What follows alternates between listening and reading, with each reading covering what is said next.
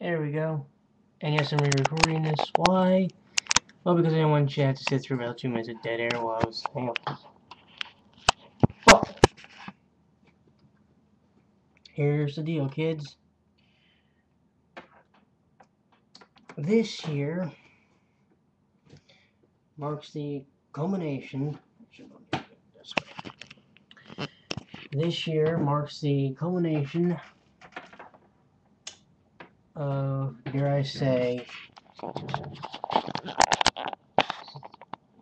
fandom which I have expressed over the years about a certain group in the music industry. This group, okay, I got their first cassette tape, or not their first cassette tape per se, but my first cassette tape from the group in 1986. Now, I want you to think what album came out that year from this group. It was a cassette tape, because yes, kids, back then we did have those. I'm that old to remember them. CDs and MP3s weren't a big deal back then. But I listened to one song off the entire. I listened to the entire cassette tape about 1 billion times. And I'll tell you this right now, I enjoyed it.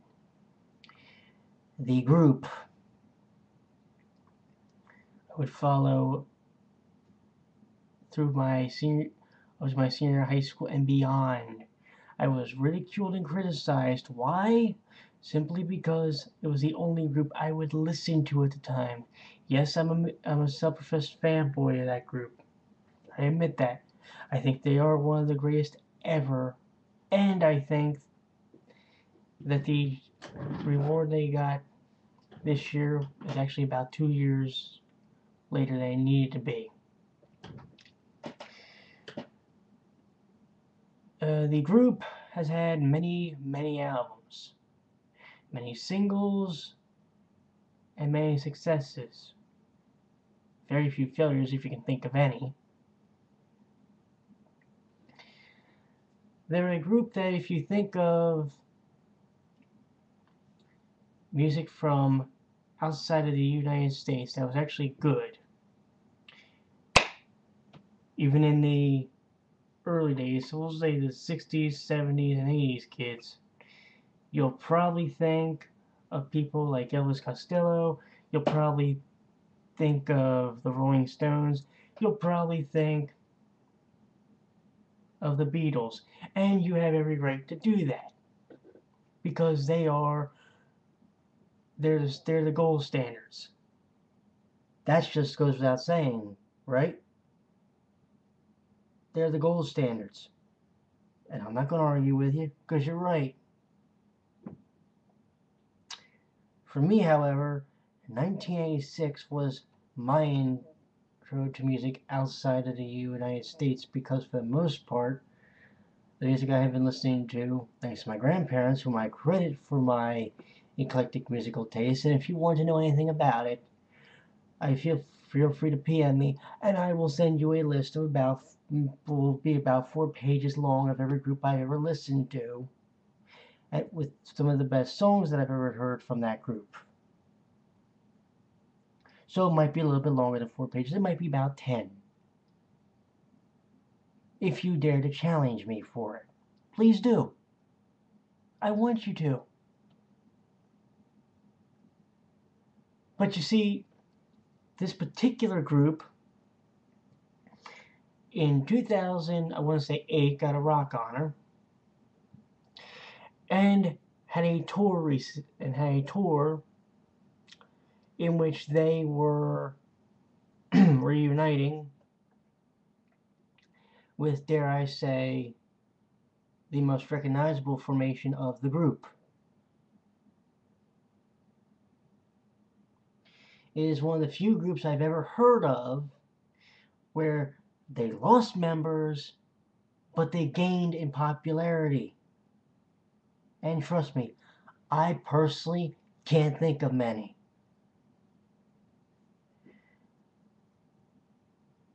This group is one that I'm going to make this promise to you kids. Okay? You 10-year-olds to 17-year-olds that think, Jay-Z is the greatest thing in music today. And believe it or not, he is one of the best rappers out there. Him, you got Notorious B.I.G. and Puff Daddy. And Tupac. Congratulations. But that's as far as the hip-hop genre. If you want to say LL Cool J, you're good with me on that. However, 1986. You know what the album was called? You don't? The album was called Invisible Touch.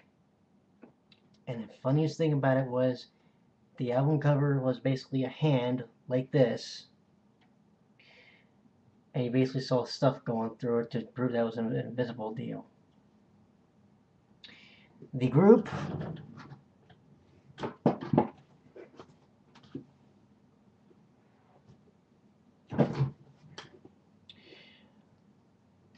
were these guys.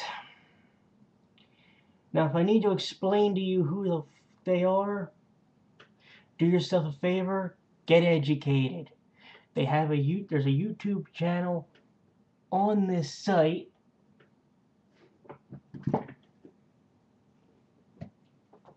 for you to go watch their videos, and I suggest each and every person below the age of about, we'll say 21,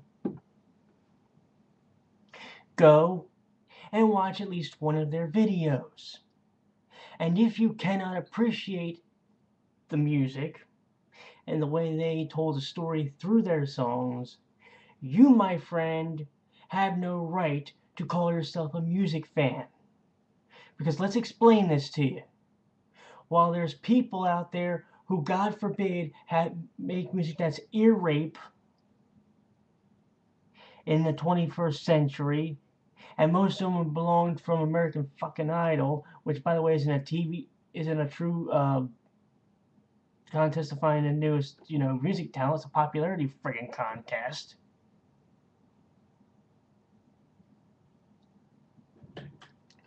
These guys were doing it the hard way. I think they may have had, if they're lucky, one number one single. They peaked usually at number 3.